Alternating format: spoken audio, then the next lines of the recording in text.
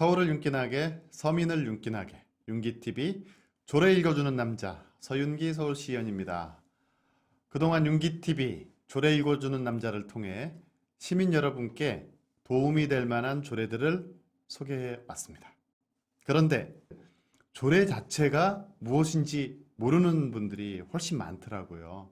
조례가 뭔데 읽어줘? 이렇게 얘기하시는 분들이요. 그래서 오늘은 조익남 번외편으로 준비해 봤습니다. 조례란 무엇인가? 지금부터 시작하겠습니다. 조례가 뭘까요? 아주 쉽게 말하면 조례는 지방의회가 만드는 법입니다. 국회에서 법을 만드는 것처럼 지방의회에서도 법을 만드는데요.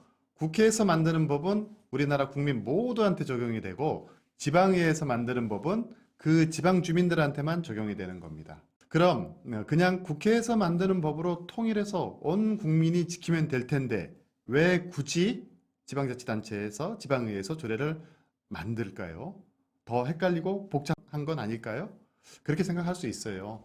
그런데 현대사회에서 지방자치가 중요해지는 이유하고도 아주 깊은 관련이 있답니다. 우리 사회는 점점 다원화되고 있어요. 시민 개개인이 원하는 게 과거에 비해서 너무나 다양해졌고 또 우리가 마주하는 여러 가지 문제들 역시 단순하지 않고 매우 복잡해졌습니다. 먹고 사는 생존 문제만 해결하면 되는 것이 아니라 인간답게 사는 게 중요해진 것입니다. 한편으로 국가는 최소한 먹고 살 권리조차 보장받지 못하는 소외계층을 돌보고 보살펴야 하는 중차대한 역할도 맡고 있는 것이죠. 이제는 우리 사회가 웬만큼 누리고 산다고 해도 그 안을 자세히 들여다보면 아직까지도 돈이 없어서 온 가족이 굶는 비극이 일어나고 있으니까요. 그런데 이런 다양하고 복잡하고 미시적인 문제들을 국회에서 만든 법 하나로 일률적으로 적용해서 제대로 해결할 수 있을까요? 각 지역마다 특수성이 있는데 일률적으로 만든 법으로 다 해결할 수 있을까요? 바로 이게 지방자치가 필요하고 조례가 필요한 이유입니다. 지역 특성에 맞게 지역법, 즉 조례를 정하고 조례를 근거로 해서 그 지역에 딱 맞는 정책을 만들면 지역 문제를 훨씬 신속하고 적절하게 해결할 수 있으니까요. 그런데 조례 위반자 입장에서 보면 조례 하나 만드는 일이 나라법 만드는 일보다 더 힘들 것 같다고 느끼는 때가 많아요. 솔직히 말씀드리면 조례로 정할 수 없는 부분이 생각보다 많거든요. 제한사항이 많다는 겁니다. 그래서 눈앞의 문제를 절반만 해결하는 느낌이라고 할까요? 도대체 뭐 때문에 조례 만드는 게 어려운가? 우리나라 법령 체계를 살펴보면서 자세히 알아보도록 하겠습니다. 저는 법 만드는 곳이 어딘지에 따라서 나눠봤는데요. 조례 위쪽으로는 국회에서 만드는 법률이랑 법률을 따라서 정부에서 만드는 시행령이 있고 조례 아래쪽으로는 상위 법령을 따라서 단체장이 만드는 규칙이 있습니다. 법령 체계를 잘 기억하시고 첫째, 우리는 기관 위임 사무에 대해서는 조례로 정할 수 없습니다. 우리는 지방자치단체 사무를 세 종류로 구분할 수 있습니다. 그 첫 번째, 지자체 고유 사무가 있고요. 두 번째, 국가가 할 일이긴 한데 지방자치단체에 전적으로 넘긴 단체 위임 사무가 있어요. 단체라 하면 지방자치단체를 말하는 겁니다.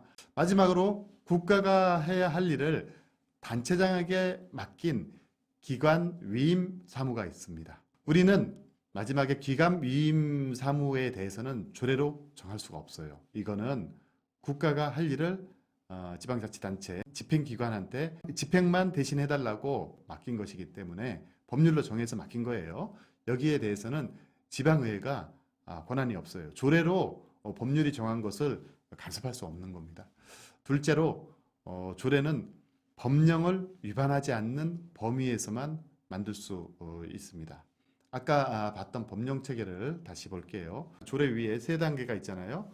헌법, 그 다음에 법률, 시행령. 조례는 이 세 단계 법령을 위반하면 안 됩니다. 여기서 문제는 뭐냐면 우리나라는 국가 법령 단계에 너무 많은 걸 정해놓고 있다는 것입니다. 특히 법률 단계에서 조례로 바로 위임해도 되는 사항을 꼭 대통령령, 무슨 부령 이런 거에다가 맡겨놓은 거죠.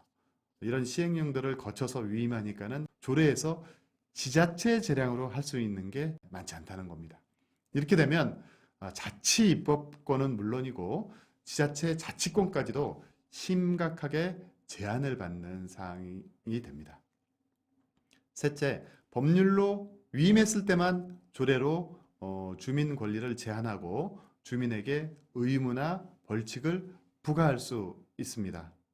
조례가 법령이 의도한 목적에서 벗어나지만 않다면 그 지역 상황에 맞춰서 좀 다르게 정해도 법령을 위반했다고 보지는 않거든요. 그런데 주민 권리를 제한하거나 새롭게 의무를 부과하는 문제는 반드시 법에 그렇게 해도 된다고 근거가 있어야만 가능하답니다.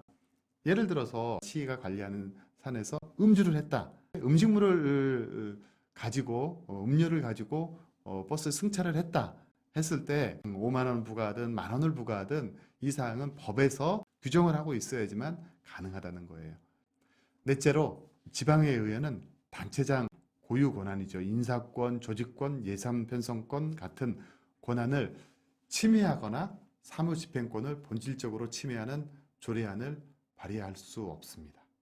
이게 사실은 굉장히 첨예합니다. 우리가 조례안 심의 과정 그리고 본회의 통과하고 나서도 조례안 재개정 범위 가지고 집행부, 다시 말해서 시장, 부시장, 각 국장, 실장, 과장 이런 행정 공무원들이랑 많이 싸우는 겁니다. 가장 많이 싸우는 이유가 바로 이것, 권한 침해 문제일 것입니다.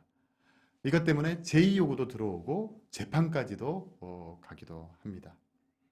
국회와 정부도 그렇지만 지방자치 권력 구조 형태가 기관 대립형이기 때문에 기관 간의 견제와 균형이 이루어져야 하거든요. 그래서 권한 침해 관련해서는 특히 집행부가 굉장히 많이 민감한 것 같습니다.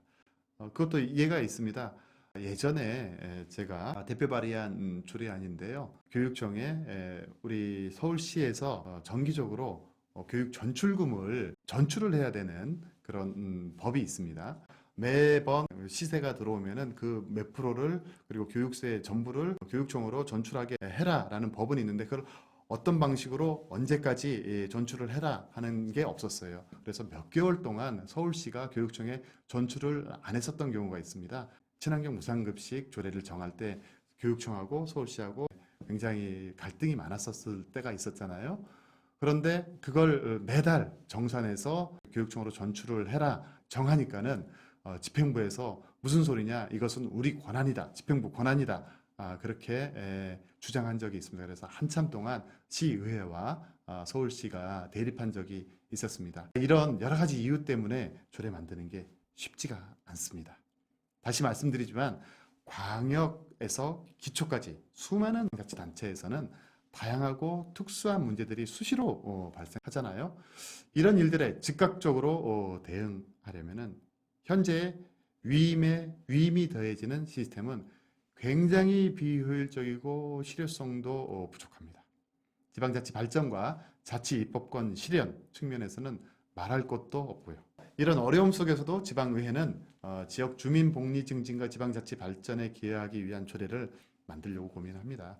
이런 조례들 중에는 그 취지와 내용이 좋아서 타에 모범이 되는 경우도 있습니다. 그리고 시민 여러분이 조금이라도 조례와 친해질 수 있게 여러 가지 콘텐츠를 개발하는 사람들도 있고요. 오늘 이 시간을 통해서는 조례가 왜 필요한지, 조례 제정과 관련해서 어떤 어려움과 문제점이 있는지 제대로 알고 이해하기 위해서 마련한 시간입니다. 나중에 각 개별 조례와 관련해서 조례를 다시 설명할 때 그때는 게스트를 모셔가지고 에피소드 조례 만들 때 어려움 이런 것들 한번 같이 얘기해 볼 수 있도록 하겠습니다. 윤기TV 오늘은 여기까지입니다. 오늘 재미있게 보셨나요? 좀 재미없어도 계속 구독도 해주시고 좋아요도 눌러주십시오. 요즘에 보시는 분들이 많아졌는데 좋아요 눌러주시는 분들이 좀 적어요. 많이 좋아요도 눌러주시고 구독도 좀 해주시기 바랍니다. 고맙습니다. 다음에도 좋은 콘텐츠로 찾아뵐게요. 안녕.